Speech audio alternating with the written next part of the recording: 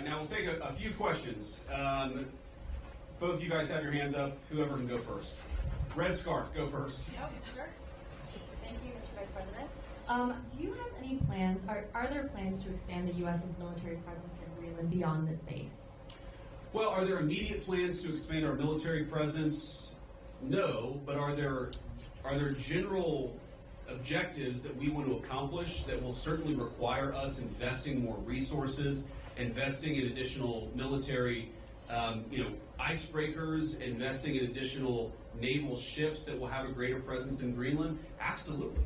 And we know that's necessary because we know, as Mike talked about and certainly I talked about, there has been an expansion of the security footprint and the security interest of Russia and China. They're doing what they believe is in their interest. The United States must do what I know is in our interest, which is to make sure that Greenland is safe.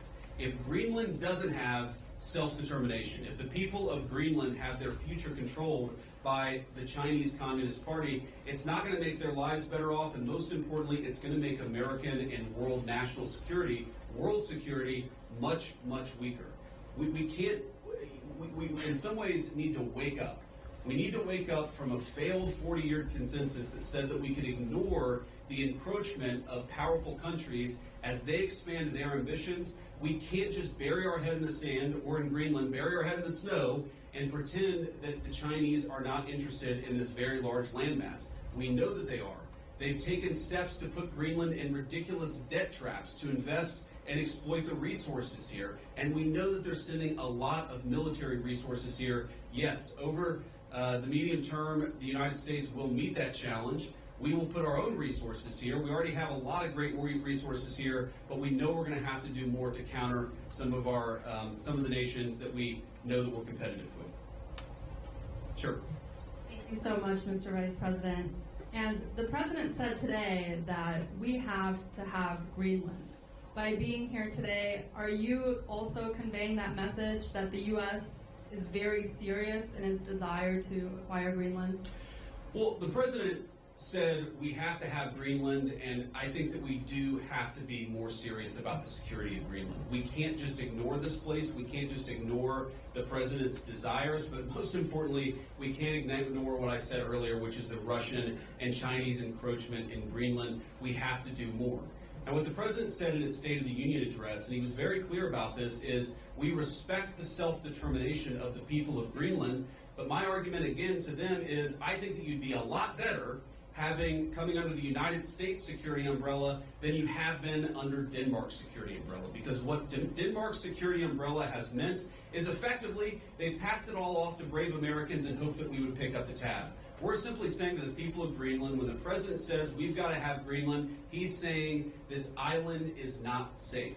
A lot of people are interested in it. A lot of people are making a play. We know that America cares about the security of this island for the sake of the people of Greenland, but also for the sake of the national security interests of the United States of America. So our message is very simple. Yes, the people of Greenland are going to have self-determination. We hope that they choose to partner with the United States because we're the only nation on earth that will respect their sovereignty and respect their security, because their security is very much our security, as these brave Americans show.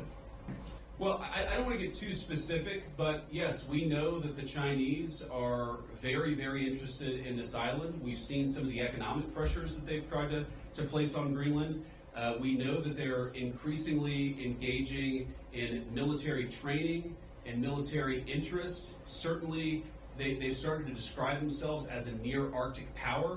And I think part of that is justifying taking a further interest in Greenland and some of the surrounding territories. So we've seen very strong evidence that both the Chinese and the Russians are interested in Greenland. And why wouldn't they be interested in Greenland? It's a beautiful place. It has incredible people. It has its geographic placement makes it very important for the national security of the United States, but for world security. What we have to recognize is that if the Chinese and the Russians are going to pursue their national interests, We need a president who's going to pursue the American national interest, and that means ensuring that Greenland is safe. No, I don't think it's changed at all. Look, the president said clearly he doesn't think that military force is going to be necessary, but he absolutely believes that Greenland is an important part of the security, not just of the United States, but of the world, and of course the people of Greenland too. It's very simple. I think the president's been very consistent here from his State of the Union, from his inaugural address, and every public statement that he's made.